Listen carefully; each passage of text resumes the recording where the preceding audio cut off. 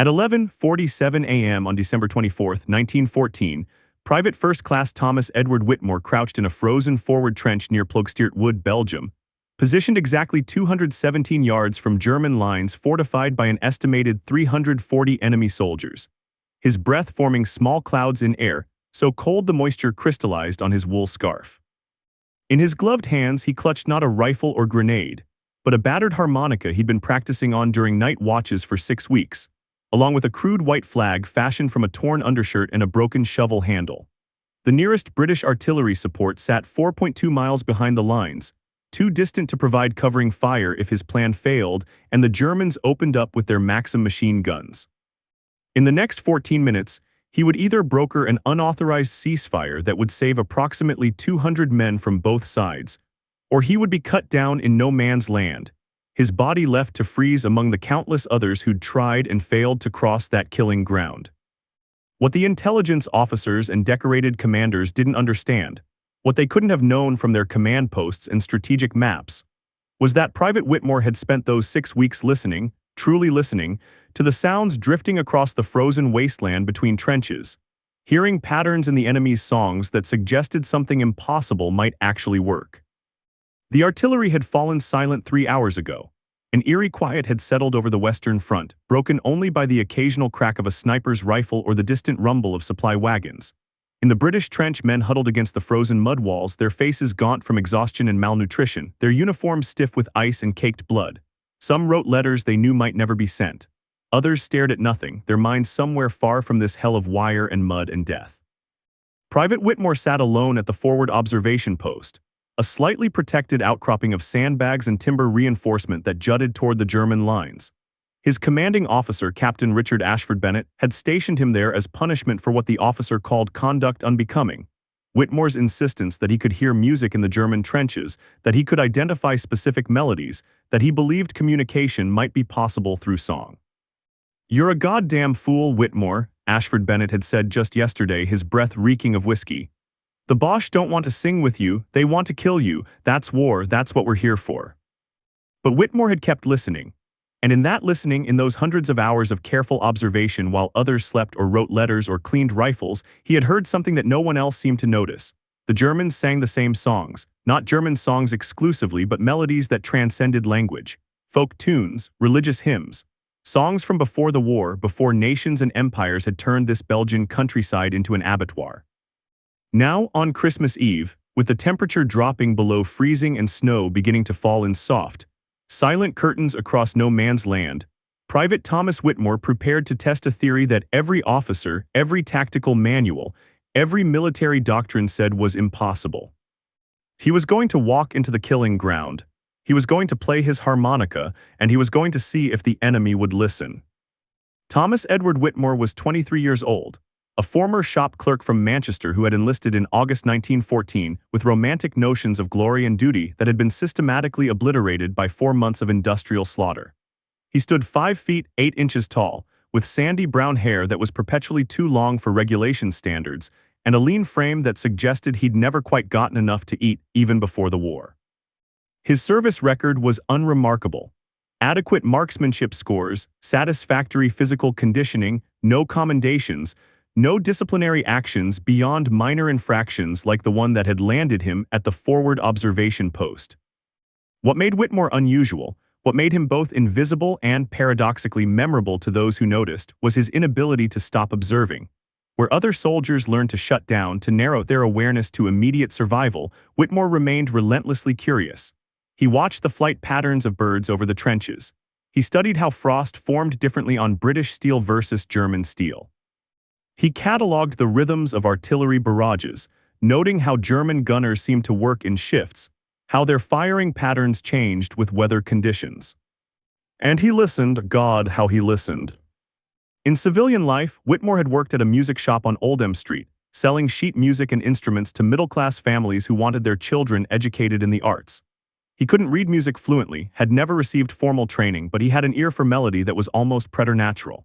He could hear a song once and reproduce it, could identify instruments by their timbral characteristics, could detect when someone played off-key by the smallest margin. This skill, which had been mildly useful in Manchester, had become an obsession in the trenches. Because here, in this landscape of mechanized death, music persisted. Men sang to keep warm, to remember home, to maintain their humanity in the face of horror. And Whitmore realized, after weeks of careful listening, that the Germans did the same thing. The harmonica had come from a care package sent by his mother, a small instrument with a note that said simply, "Remember home." Whitmore had taught himself to play during night watches, practicing quietly so as not to draw sniper fire. He'd learned British folk songs, hymns from church services he'd attended as a child, Christmas carols. Simple melodies that required no accompaniment, no complex fingering, just breath and rhythm, and a willingness to make sound in a place that valued silence and concealment. His squadmates thought he was peculiar, not hostile, not unfriendly, just odd, the kind of soldier who asked strange questions and noticed things that didn't matter for survival. When he told them he was learning German song patterns by listening across no man's land, they laughed. When he suggested that music might be a form of communication, they patted his shoulder and told him to get more sleep. Captain Ashford Bennett's dismissal had been more pointed. The captain was a career officer, a man who'd attended Sandhurst and believed in military hierarchy as a natural expression of social order. To Ashford Bennett, Whitmore represented everything wrong with the volunteer army. Undisciplined, overeducated for his station, filled with civilian ideas about how war should work. When Whitmore had formally proposed attempting musical contact with German forces, Ashford Bennett had laughed in his face. "Private, I don't know what they teach shop clerks in Manchester, but here's what I learned at Sandhurst. The enemy is not your friend, they will never be your friend. They want to kill you and you want to kill them. That's war, not a bloody singing competition." Whitmore had saluted, said nothing, and gone back to his observation post. But he hadn't stopped listening. And on December 23rd, as the Western Front settled into an exhausted lull before Christmas, he heard something that confirmed his theory. A German voice singing Still Nacht. Silent Night. A song Whitmore knew. A song that transcended armies and nations and the machinery of war. A song that, if he responded correctly, might open a channel of communication that no one believed possible. By late December 1914, the Western Front had transformed from a war of movement into a static nightmare of trench warfare that stretched from the English Channel to the Swiss border. What had begun in August, as a conflict of rapid cavalry charges and grand strategic maneuvers, had devolved into a grinding stalemate where gains were measured in yards and casualties mounted at industrial scale. The initial phase of mobile warfare, the German advance through Belgium, the French counteroffensive at the Marne, the race to the sea, had concluded with both sides dug into elaborate trench systems protected by barbed wire, machine gun emplacements, and artillery that could destroy square miles of landscape in hours. The Belgian sector around Ploegsteert Wood, where Whitmore's unit had been stationed since November, represented a relatively quiet portion of the front. Here, the trenches ran through farmland and light forest, with the opposing lines separated by distances that varied from 300 yards to as little as 50 yards in some contested areas. The tactical situation was deadlocked. Neither side had the resources or strategic impetus to launch major offensives in this sector, but both maintained constant pressure through raids, artillery bombardment, and sniper fire that killed and wounded men every single day. The British forces in this sector consisted primarily of regular army units that had survived the catastrophic battles of 1914, supplemented by territorial forces and the first waves of volunteer formations. Whitmore's battalion, the 2nd Battalion Royal Warwickshire Regiment, had lost nearly 40% of its strength in the fighting at Ypres and was now holding defensive positions with barely enough men to maintain proper trench rotation. Morale was fragile. The men were exhausted, underfed, and beginning to understand that this war would not be over by Christmas as they'd been promised. The German forces opposite them, elements of the 134th Saxon Infantry Regiment, faced similar conditions. Intelligence reports indicated they were equally exhausted, equally depleted, and equally trapped in a strategic stalemate that neither high command seemed capable of breaking. But the Germans had one psychological advantage: they were defending conquered territory. Every inch of mud they held was Belgian soil that had fallen to their advance. They had won the territory, they merely had to keep it. What made the situation particularly volatile in late December was the broader military context. High commands on both sides were planning major offensives for 1915. The British were accumulating resources for a spring offensive. The Germans were reinforcing the Eastern Front against Russia while maintaining defensive positions in the West. Everyone knew the lull was temporary. After Christmas, after New Year's, the killing would resume with renewed intensity. In this context, the standing orders were absolutely clear: maintain defensive positions, patrol aggressively, accept no communication with the enemy, and kill any German soldier who showed himself above the parapet. The concept of a truce, even a temporary ceasefire, was not merely discouraged, it was officially forbidden. Fraternization with the enemy was considered treasonous. Officers who permitted it could face court-martial. These orders came from the highest levels of command, from generals who understood that modern industrial warfare required absolute dehumanization of the enemy. You could not train men to use poison gas, flamethrowers, and artillery that liquefied human bodies if you also allowed them to view the enemy as fellow human beings. The machine required hatred, or at least professional detachment. It could not function if soldiers remembered that the men trying to kill them were also cold, also tired, also writing letters to mothers who prayed for their safe return. Yet despite these orders, despite the official doctrine, there were rumors, whispered stories that in other sectors, particularly in areas where the same units had faced each other for weeks, small instances of unofficial cooperation had emerged. A German sniper who consistently missed. A British artillery battery that always fired at the same time, giving the Germans time to take cover. These were not truces exactly, but accommodations. Small rebellions against the machinery of death that suggested the front lines had their own logic, independent of high command. Whitmore had heard these stories, he'd thought about them during his long watches, and he'd concluded that if such accommodations were possible, if soldiers could find ways to reduce the killing even marginally, then perhaps something more explicit might work. Not a permanent peace, not an end to the war, but a pause. A temporary cessation of hostilities that would let men be human again, even if just for a few hours. His officers thought this was naive, even dangerous. Captain Ashford Bennett had been explicit: the moment you humanize the Boche, private, is the moment you get yourself and your squad mates killed. They're not people to us, they're targets, that's how we survive. But Whitmore wasn't sure survival alone was enough. Not if it meant 4 more months, 4 more years of this hell. And on December 24, 1914, as snow began to fall and church bells rang in distant villages beyond the sound of guns, he decided to test whether there was another way. The first indication that Christmas Eve might be different came at dawn. The German artillery, which typically began its harassment fire at first light, remained silent. British observers reported seeing movement in the German trenches, figures moving about more freely than usual, no attempt at concealment, but no hostile action. At 8:00 a.m., a British patrol that ventured into no man's land to retrieve a wounded man from the previous night's raid was not fired upon. They completed their mission and returned unmolested. Captain Ashford Bennett held an officers' conference at 9:00 a.m. in the battalion command post, a reinforced dugout 15 feet below ground level that smelled of damp earth and chemical latrines. Whitmore, relegated to his observation post, heard about it second-hand from Corporal Davies, a Welsh miner who served as company runner. "Captain says we're to remain vigilant," Davies reported, his accent thick with the valleys. "Says the Boche are up to something, could be planning a raid, could be bringing up reinforcements. Either way, we're to maintain defensive postures and shoot anything that moves in no man's land." "Even if they're not shooting at us?" Whitmore asked. Davies gave him a peculiar look.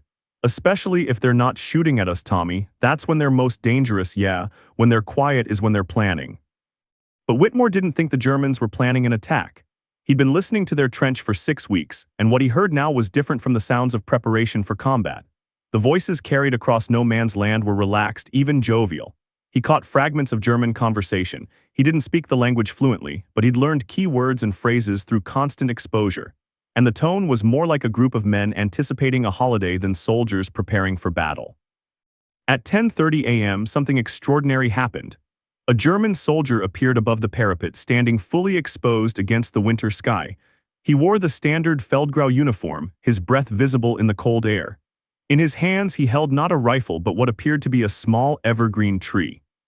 British soldiers along the trench line brought rifles to their shoulders, fingers on triggers, waiting for the order to fire. But Captain Ashford Bennett, observing through a periscope from the command post, did not give that order. Perhaps he was curious. Perhaps he was uncertain what the appearance of a Christmas tree in a war zone actually signified. The German soldier planted the tree on their parapet, clearly visible to the British lines. Then he climbed back down, disappearing into his trench. A moment later, another soldier appeared with another tree. Then another. Within 20 minutes, the German trench line was decorated with a dozen small Christmas trees, their branches decorated with candles that flickered in the pale winter light. "What the bloody hell are they doing?" someone muttered nearby. Whitmore knew exactly what they were doing. They were making a statement. Today is Christmas Eve. Today we remember what we were before we became soldiers. Today we are human. At 11:00 a.m., the Germans began to sing. It started with a single voice, then joined by others until the entire enemy trench seemed to vibrate with sound. Still nacht, heilig nacht. The melody carried across no man's land with startling clarity, each word distinct despite the distance. Silent night, holy night. One of the most recognizable Christmas carols in the world, sung in German but unmistakable in its meaning. The British trench fell silent. Men who had been preparing for battle, who had been told to shoot anything that moved, now stood frozen, listening to their enemies sing about peace and Christ, and a night when all was calm, all was bright. When the Germans finished, there was a long moment of absolute quiet. Then spontaneously, without orders or coordination, someone in the British trench began to sing the same song in English. Silent night, holy night, other voices joined. Within moments, both trenches were singing the same carol in different languages, the melodies intertwining across the wasteland that separated them. Whitmore felt something shift in that moment. Not just in the trenches, but in the fundamental nature of what was happening on this section of the Western Front. The official war, the war of generals and strategy and national pride, was being supplanted by something older and more fundamental: the recognition of shared humanity. Captain Ashford Bennett emerged from the command post, his face flushed with what might have been anger or fear or confusion. He strode to where Whitmore sat at the observation post and grabbed him by the collar. "This is your fault, Private. Your goddamn singing nonsense has encouraged this fraternization." "Sir, I haven't." "I don't care what you have or haven't done. You will not participate, you will not encourage this. If any German shows himself, you will shoot him. Do you understand?" "Oh, yes, sir." But Ashford Bennett's hands were shaking, and Whitmore realized that the captain was afraid, not of the Germans, but of losing control. Of the possibility that his men might refuse to be soldiers, might refuse to kill, might decide that on Christmas Eve they would rather sing than shoot. The singing continued throughout the morning. The Germans sang German carols. The British responded with English ones. Sometimes the melodies matched, sometimes they didn't, but the exchange continued with an enthusiasm that seemed to grow with each song. Men who had been trying to kill each other yesterday were now engaged in the world's strangest, most improbable concert. At 11:45 a.m., Whitmore made his decision. He would not wait for orders or permission. He would not allow officers who understood tactics but not humanity to determine what happened next. He would take his harmonica, fashion a crude white flag, and walk into no man's land. He would play a melody that both sides knew, and he would see if the Germans would meet him. He told no one his plan. He simply waited until the current round of singing ended, until there was a brief lull in the musical exchange. Then he stood, hoisted his white flag, and began climbing out of the trench. "WHITMORE, get back here." Captain Ashford Bennett's voice was shrill with panic. But Whitmore was already over the parapet, his boots crunching on frozen mud, his heart hammering so hard he could feel it in his throat. He was walking into no man's land, into the killing ground, into a space where thousands had died trying to cross. And he was carrying a harmonica instead of a rifle. The first step into no man's land felt like stepping off the edge of the world. Behind Whitmore, he could hear Captain Ashford Bennett shouting orders, demanding his return, threatening court-martial. But those sounds faded quickly, overwhelmed by the sudden, terrible awareness of exposure. For 4 months, Whitmore had lived in trenches, surrounded by earth and sandbags and the protective embrace of fortification. Now he stood in open ground, visible to hundreds of rifles and machine guns. His life dependent entirely on the forbearance of men who had been trained to kill him. The snow was falling harder now, thick flakes that clung to his wool uniform and obscured vision beyond 50 yards. The ground beneath his feet was treacherous, a nightmare landscape of shell craters, tangled barbed wire, and frozen mud that threatened to trap his boots with every step. He could see bodies half buried in the snow, British and German corpses from previous fighting that had been left where they fell because retrieval was too dangerous. Some had been there so long they were mere shapes beneath white shrouds. identifiable only by the positioning of skeletal hands or the angle of a boot. Whitmore raised his white flag higher, making sure it was visible to both lines. His other hand gripped the harmonica tightly, though he made no attempt to play it yet. First, he needed to establish that he was not a threat, that his presence in no man's land was not a combat action. The German trench remained silent. No shots fired. No voices shouting warnings or challenges. Just an eerie quiet that suggested every eye was watching him, every finger resting on a trigger, waiting to see what this lone British soldier would do. He walked 20 yards, 30. The British trench was receding behind him, the German trench approaching ahead. He was now equidistant from both lines, standing in the absolute center of the contested ground. If anyone fired from either side, he would be dead before he heard the shot. His breath came in short gasps, partly from exertion, partly from fear. His hands were shaking, making it difficult to hold the harmonica steady. But he forced himself to keep moving, to maintain the slow, deliberate pace that communicated non-hostility. 50 yards from the German trench, he stopped. This was close enough to be heard clearly but far enough to retreat if necessary. He lowered the white flag slightly, brought the harmonica to his lips and began to play. The melody he chose was deliberate. O come, all ye faithful. Adest Fideles in Latin, Herbe o Iher Gleubeigen in German, a hymn that transcended national boundaries, that would be recognized in both trenches, that carried associations of church and family and peace. The first notes were shaky, his breath unsteady from fear and cold.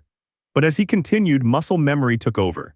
He'd practiced this melody dozens of times in the British trench, working out the proper breathing, the correct rhythm.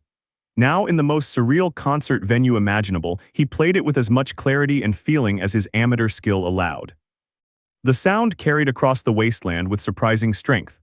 Harmonicas were designed for portability and volume, intended to be heard over conversation or in open spaces.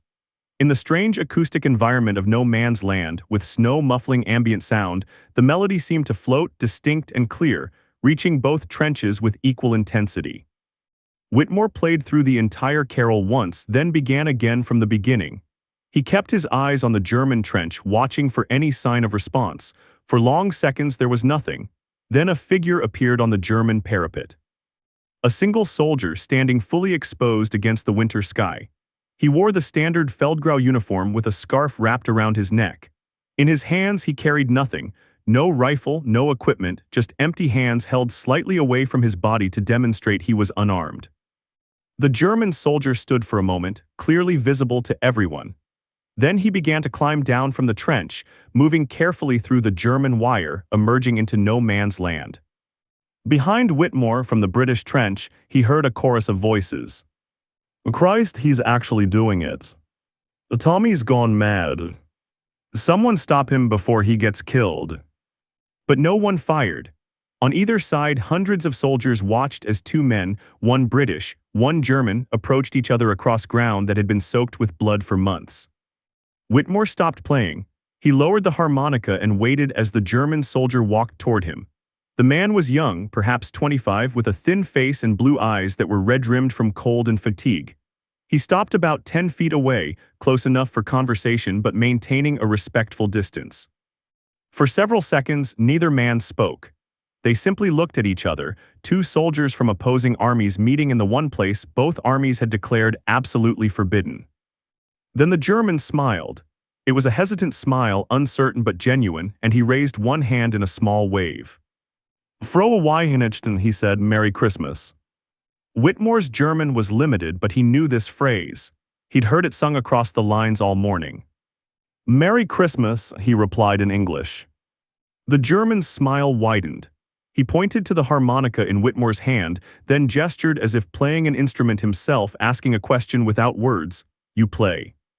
Whitmore nodded. He raised the harmonica to his lips and played a few bars of Still Nacht, Silent Night, the German version of the carol. The German soldier laughed, a sound of pure delight that seemed impossibly out of place in this landscape of death. He began to sing along, his voice rough but enthusiastic, Still Nacht, Heilige Nacht. And then, from both trenches simultaneously, dozens of other voices joined. British soldiers singing in English, German soldiers singing in German, the two melodies intertwining across no man's land in a spontaneous, unauthorized, completely impossible moment of peace. Within minutes, more soldiers were emerging from both trenches. They came cautiously at first, watching for signs of hostile intent, ready to bolt back to cover at the first indication of danger. But when no shots were fired, when it became clear that some unspoken truce had taken hold, they came in greater numbers. German soldiers and British soldiers met in the middle of no man's land, shaking hands, exchanging greetings in broken language, showing photographs of families, offering cigarettes and small gifts. The barrier that had been maintained through months of industrialized killing simply dissolved, replaced by the recognition that the men on both sides were fundamentally the same: cold, tired, homesick, and sick of war. Whitmore found himself surrounded by German soldiers, all wanting to see the harmonica, all asking him to play. One man produced a small flask of schnapps and offered it. Another had chocolate that he distributed freely. A third spoke reasonable English and acted as translator. "My name is Otto," the English-speaking German said, extending his hand for a formal shake. "Was a teacher in Leipzig before the war. You play very well for an amateur." "Thomas Whitmore, shop clerk from Manchester. And the harmonica's the only instrument I can carry in a trench." Otto laughed. "Yes, the trenches are not good for pianos. We have a man who plays violin, but he keeps it in the dugout, too valuable to risk. Tell me, how long have you been on this front?" "Since November, you." "October, we have been shooting at each other for 2 months, yes, and now we shake hands because it is Christmas. This is very strange." "Very strange," Whitmore agreed. More soldiers continued to emerge from the trenches. The initial group in no man's land had grown to perhaps 50 men from each side, mingling in small clusters, communicating through gestures and broken phrases. Someone produced a football, a soccer ball, and spontaneously organized a match. Others were examining the bodies that had been left in no man's land, identifying uniforms, preparing to give the dead proper burial. Captain Ashford Bennett remained in the British trench, watching the scene with an expression of utter horror. He had lost control of his men completely. The military hierarchy, the discipline that kept armies functional, had evaporated in favor of what? Humanity, Christmas spirit, whatever it was undeniably happening, and there was nothing he could do to stop it without opening fire on his own soldiers. From the German side, officers were having similar reactions. Whitmore could see one German officer standing on the parapet, gesturing angrily, shouting orders that were being politely ignored by his men. Authority, it seemed, had its limits. And on Christmas Eve 1914, in this particular section of the Western Front, the limits had been reached. What happened next was not planned, not organized by any formal authority, but emerged organically from the meeting in no man's land. The soldiers themselves, having tasted the possibility of peace, decided to expand it. The truce that had begun with Whitmore's harmonica and a single German soldier's courage now spread along the entire regimental front. A distance of approximately 800 yards encompassing both the British 2nd Battalion, Royal Warwickshire Regiment, and the German 134th Saxon Infantry Regiment. By noon, over 200 men from both sides had emerged from their trenches. The scene in no man's land resembled nothing so much as a bizarre social gathering, with soldiers who had been trying to kill each other yesterday now sharing food, stories, and laughter. The impromptu football match had attracted the most attention, with men from both armies playing together, choosing teams randomly without regard for nationality. The ball was old and partially deflated. The pitch was a frozen wasteland full of shell craters and debris, but the game proceeded with enthusiasm. Whitmore moved through the crowd with his harmonica, playing requests. German soldiers asked for German folk songs, which he approximated as best he could. British soldiers requested music hall tunes and pub songs. He played everything he could remember, his fingers growing numb from the cold, his lips chapped from the metal mouthpiece, but unwilling to stop because the music seemed to be the thread holding this impossible moment together. Otto, the German teacher, stayed with him, providing translation and helping to manage requests. "You should know," Otto said at one point, "what you have done here is remarkable. This truce, it started with you, with your music." "I just played a carol," Whitmore said, genuinely surprised by the suggestion that he had initiated anything. "No, my friend, you did more than that. You showed that communication is possible, that we are not so different. The officers, they tell us the British are devils, that you want to destroy Germany, but you are just a shop clerk who plays harmonica. How can I hate a shop clerk who plays harmonica?" "And you're just a teacher," Whitmore replied. "How can I hate a teacher?" "Exactly. This is what the generals do not understand. It is easy to hate an army. It is impossible to hate a man when you know his name, when you have shaken his hand, when you have heard him sing. The day progressed with a surreal quality that would later make participants question their own memories. Was it real? Did it actually happen? Or was it a shared hallucination, a collective dream brought on by exhaustion and trauma and the desperate human need for meaning? But it was real. The photographs taken that day, grainy images of British and German soldiers standing together, smiling at the camera, proved it. The letters written home that evening describing the impossible truce confirmed it. The official reports filed by horrified officers documenting the breakdown of military discipline validated it. At approximately 2:00 p.m., a German officer approached the gathering. He was a Hauptmann, equivalent to a British captain, middle-aged with a precisely trimmed mustache and an expression of profound discomfort. He spoke in German to Otto, who translated for the benefit of the British soldiers nearby. The Hauptmann says that this truce, while unusual, should be formalized. If we are not shooting, we should at least establish rules. He proposes that hostilities cease until midnight tonight. Tomorrow morning, Christmas Day, we resume normal operations, but today we have peace. Whitmore looked around for Captain Ashford Bennett, but the British officer had not emerged from the trench. Instead, a lieutenant named Morrison, who had been in charge of Whitmore's platoon, stepped forward. "Tell the Hauptmann we accept his terms. No shooting until midnight. Tomorrow we go back to war." Otto translated. The German officer nodded, clearly relieved to impose some structure on the chaos. He and Lieutenant Morrison shook hands formally and the agreement was made. With the truce officially recognized, the gathering became more relaxed. Soldiers who had been hesitant to venture too far from their trenches now moved freely across no man's land. Some used the opportunity to repair their barbed wire defenses, an absurd sight, enemy soldiers working side by side to rebuild the obstacles designed to kill each other. Others collected the bodies of fallen comrades, Germans helping to carry British dead back to British lines, British soldiers reciprocating with German casualties. Whitmore continued to play his harmonica, but now with a specific purpose. He began teaching a group of German soldiers British folk songs, while simultaneously learning German melodies from them. The exchange was clumsy, frequently interrupted by laughter when someone got the rhythm wrong or confused the words, but it worked. By late afternoon, a mixed group of British and German soldiers could perform a rough version of It's a Long Way to Tipperary, followed immediately by Die Wacht am Rhein. As evening approached and the winter sun began its descent toward the horizon, someone suggested a more formal concert. The idea caught on quickly. Soldiers from both sides gathered in a rough semicircle in the center of no man's land, with performers rotating through to demonstrate their various talents. A German corporal played violin with startling skill, performing Bach and Beethoven while men from both armies listened in respectful silence. A British sergeant sang music hall songs that were vulgar and funny and utterly inappropriate for the setting, which made them perfect.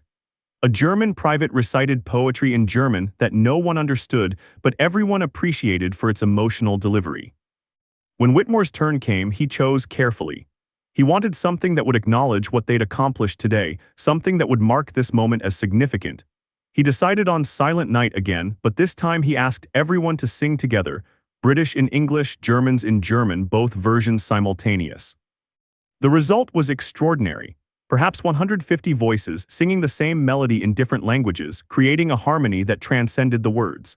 The sound rose over no man's land, traveled across the frozen Belgian countryside, reached trenches where other British and German units were still maintaining their hostile positions.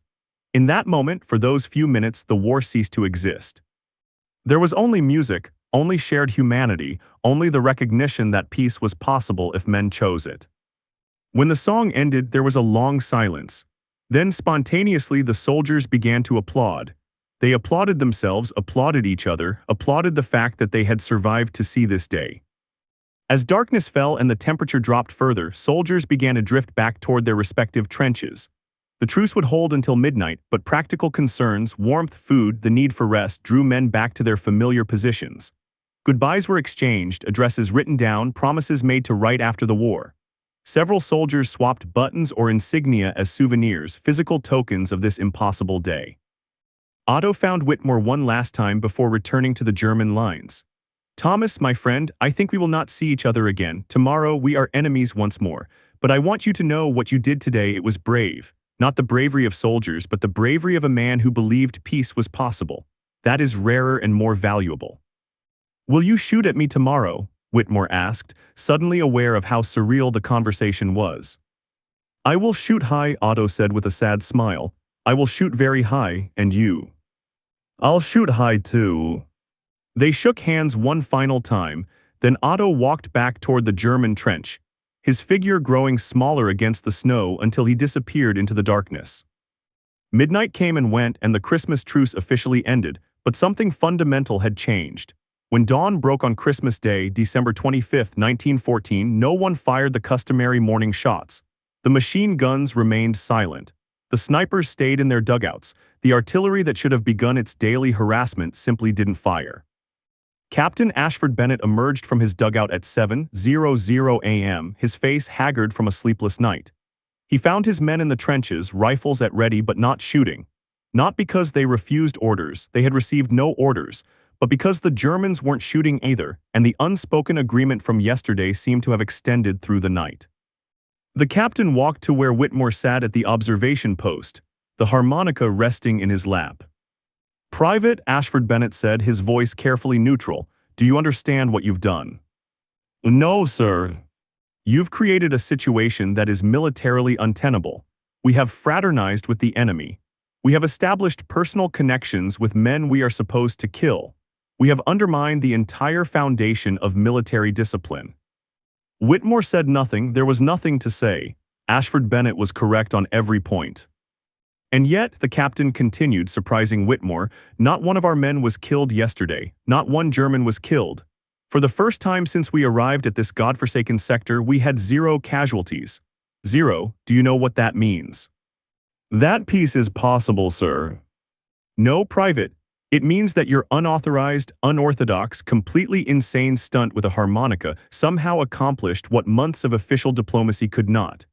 You created a temporary cessation of hostilities that saved approximately 200 lives, British and German combined, for a full day." Ashford Bennett was silent for a moment, staring out at no man's land. The snow from yesterday had continued through the night, covering the battlefield in pristine white, obscuring the evidence of the truce except for the tracks of boots and the irregular line where hundreds of men had gathered. "The question now," Ashford Bennett said, "is what happens next. I have received orders from Brigade Command. They want a full report on yesterday's events. They want names of soldiers who participated. They want to determine if disciplinary action is warranted." Whitmore's stomach tightened. Court-martial. That's what Ashford Bennett was implying. They would make an example of him, punish him for showing that peace was possible, for suggesting that soldiers might choose humanity over obedience. But Ashford Bennett continued, "However, I have also received reports that similar truces occurred along vast stretches of the front yesterday. Thousands of soldiers, British and German, met in no man's land. Some sectors even played football, just like we did. This wasn't an isolated incident, Private. This was a spontaneous, widespread rejection of war on Christmas Day." "So what will happen, sir?" "What will happen is that officers like me will write reports that minimize what occurred. We will describe it as a brief, local truce for humanitarian purposes, recovering bodies, that sort of thing. We will not mention football matches or concerts or the fact that our men now know the names of the Germans they're supposed to shoot. We will protect our soldiers from the stupidity of high command, and we will hope that by tomorrow or the next day, normal hostilities resume." "And if they don't resume?" Ashford Bennett gave him a sharp look. "They will resume, Private, they must. Because if they don't, if soldiers on both sides decide they would rather sing than shoot, then this entire war collapses. And there are too many generals, too many politicians, too much national pride invested for that to be allowed." The captain was right. By December 26th, under explicit orders from high command, hostilities resumed along most of the front. Artillery began firing again. Machine guns opened up on any movement in no man's land. Snipers returned to their deadly work. The brief window of peace closed, and the machinery of industrial war ground forward once more. But not everywhere, and not immediately. In the sector held by Whitmore's battalion and the German 134th Saxon Infantry Regiment, the truce persisted longer than most. For 3 days after Christmas, the shooting remained sporadic, half-hearted. Soldiers who had shaken hands and shared cigarettes with their enemies found it difficult to aim with lethal intent. When they did fire, they shot high or wide, maintaining the appearance of hostility without the substance. This could not last, of course. By December 29th, both battalions received replacements, fresh troops who had not participated in the Christmas truce, who had not met the enemy as human beings. These new soldiers had no compunctions about killing, and their arrival broke the spell. Normal war resumed. But among the veterans of the truce, something permanent had changed. They had seen the face of their enemy. They had learned his name, heard his stories, understood that he was conscripted just like them, missed home just like them, wanted the war to end just like them. This knowledge could not be erased, even by the resumption of hostilities. Whitmore never saw Otto again. He didn't know if the German teacher survived the war, if he returned to Leipzig, if he ever told his students about the English shop clerk who played harmonica in no man's land. But he thought about Otto often in the months that followed, especially during the spring offensives of 1915, when the killing reached levels that made December 1914 seem almost quaint. The official position of the British High Command was that the Christmas truce had never happened, or if it had, it was an aberration, a mistake that would not be repeated. Orders went out forbidding any fraternization with the enemy. Officers who permitted truces would face court-martial. The message was clear: soldiers were to kill Germans, not befriend them. Yet the legend persisted. Veterans of the Western Front told stories about Christmas 1914, about the day the war stopped, about the British private with a harmonica who walked into no man's land and somehow convinced hundreds of men to choose peace. The stories were embellished, distorted, transformed into myth. Some versions claimed Whitmore was a concert pianist, others said he was a professional musician. Some said the truce lasted a week, others claimed it was just a few hours. But the core truth remained. For one day, on Christmas Eve 1914, the war stopped. Men who had been trained to hate each other remembered they were human. And it started with an underestimated shop clerk from Manchester who had the courage to walk into the killing ground with nothing but a harmonica and a belief that music could bridge the unbridgeable. Private Thomas Edward Whitmore survived the war. He was wounded twice, once in 1916 during the Somme offensive and again in 1917 near Passchendaele. But he lived to see the armistice on November 11, 1918. He returned to Manchester, resumed his work at the music shop on Oldham Street, married, had 2 children, and lived an unremarkable life that gave no indication he had once been part of one of the war's most extraordinary moments. He rarely spoke about the Christmas truce. When asked by family or friends about his war service, he would describe the routine hardships: cold, mud, bad food, boredom, but avoided discussing the violence. He certainly never positioned himself as the instigator of the truce. That role made him uncomfortable, as if accepting credit would diminish the spontaneous, collective choice made by hundreds of soldiers who decided, for one day, that peace mattered more than following orders. The harmonica he carried into no man's land survived the war with him. He kept it in a drawer in his bedroom, wrapped in cloth, taken out only occasionally. His children found it once and asked him to play, but he declined, saying his lips were too old, the instrument too worn.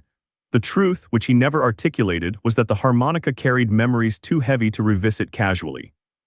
The official military records of the Christmas truce are sparse. Most after-action reports for December 24, 1914, contain euphemistic language about unauthorized cessation of hostilities or local arrangements for recovering wounded. Captain Richard Ashford Bennett's report made no mention of Private Whitmore by name, describing the truce only as an unfortunate lapse in military discipline that was swiftly corrected. A higher command seemingly preferred to pretend the entire episode had never occurred. But the soldiers remembered. In the decades after the war, as veterans gathered for reunions or commemorations, stories about the Christmas truce would emerge. Old men who had been young soldiers would remember with perfect clarity the day the shooting stopped, the feeling of walking into no man's land, the sound of voices singing across the frozen battlefield. And frequently someone would mention the British private with the harmonica, the man who walked out first, who started it all. Otto, the German teacher, did survive the war. In 1967, long after both men should have been dead but weren't, he published a memoir about his experiences on the Western Front. In a chapter devoted to the Christmas truce, he wrote, "The British soldier who came into no man's land playing harmonica, I cannot remember his name now, if I ever knew it properly, demonstrated more courage in that moment than I saw in 4 years of war. Not the courage to kill, which is common enough and which propaganda makes easy, but the courage to be vulnerable, to trust that his enemy might choose peace. This is the rarest form of bravery, and I witnessed it on Christmas Eve 1914 in the middle of a war that was supposed to have destroyed all possibility of human decency.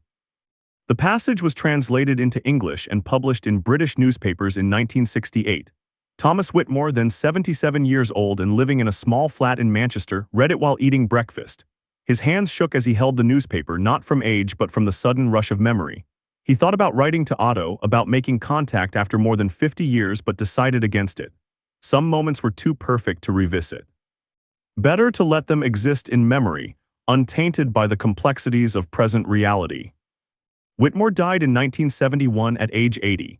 His obituary in the Manchester Guardian made no mention of the Christmas truce, describing him only as a veteran of the Great War and longtime employee of Murdoch's music shop. His children found the harmonica when cleaning out his flat, and not knowing its significance, donated it to a charity shop where it was presumably sold for a few pence. But the story survived. As the last veterans of World War I died, historians and researchers became interested in the Christmas truce as a unique moment in military history. Books were written, documentaries produced, academic papers published. The event transformed from obscure footnote to widely recognized symbol of humanity persisting in the face of industrial war.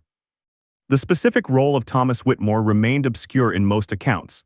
He was mentioned occasionally, usually misidentified or confused with other soldiers. The details were lost to time, reconstructed imperfectly from fragmentary records and fading memories. But the essence of what he did, the courage to step into no man's land, the belief that music could communicate across the divide of war, became part of the legend. In 2014, on the centenary of the Christmas truce, the British and German governments held a joint commemoration at the site near Plogsteert Wood where much of the fraternization had occurred. Diplomats gave speeches about peace and reconciliation. A monument was unveiled showing British and German soldiers shaking hands. Representatives from both nations laid wreaths and observed a moment of silence. And at one point in the ceremony, a British military band played Silent Night. The music carried across the Belgian countryside, now peaceful and prosperous, unmarked by trenches or wire or the machinery of war. The fields where men had once killed each other were now farmland, growing wheat and rapeseed. The soil long since absorbed the blood and bones of soldiers who died a century ago. In the crowd attending the ceremony was a man named James Whitmore, great-grandson of Thomas Edward Whitmore. He had learned the full story only recently, after his own grandfather mentioned it shortly before dying. James had researched his great-grandfather's service record, found the scant references to the Christmas truce, connected the dates and locations. He realized that his great-grandfather, the quiet man who worked in a music shop and never spoke about the war, had been part of something extraordinary. As the band played Silent Night, James Whitmore thought about his great-grandfather walking into no man's land with a harmonica, choosing vulnerability over violence, betting his life on the possibility that his enemies might be persuaded to choose peace. It was an insane gamble. It shouldn't have worked. Every tactical manual, every military doctrine, every officer who had studied warfare said it was impossible. But it had worked. For one day, it had actually worked. And in that impossibility, in that brief suspension of war, there was a lesson that transcended the trenches and the century that followed. That peace is always possible if enough individuals have the courage to choose it, regardless of what authorities and institutions claim is practical or realistic or achievable. The ceremony concluded. The dignitaries departed. The crowd dispersed. But James Whitmore remained for a while, standing in the Belgian field where his great-grandfather had once stood, thinking about courage and music and the strange, persistent hope that humanity might occasionally surprise itself with mercy. The Christmas truce of 1914 remains one of the most documented and verified events of World War I, with thousands of soldiers from both sides participating in unauthorized ceasefires along the Western Front. While Private Thomas Edward Whitmore is a representative figure constructed to illustrate these events, the broader facts of the truce, the singing, the football matches, the exchange of gifts, the burial of dead, and the spontaneous decision of soldiers to stop killing each other, are supported by extensive historical evidence including letters, photographs, and military records. No one ever doubted what happened on Christmas Eve 1914. But the generals and politicians who sent men back to war on December 26th never forgave them for proving, however briefly, that peace was possible.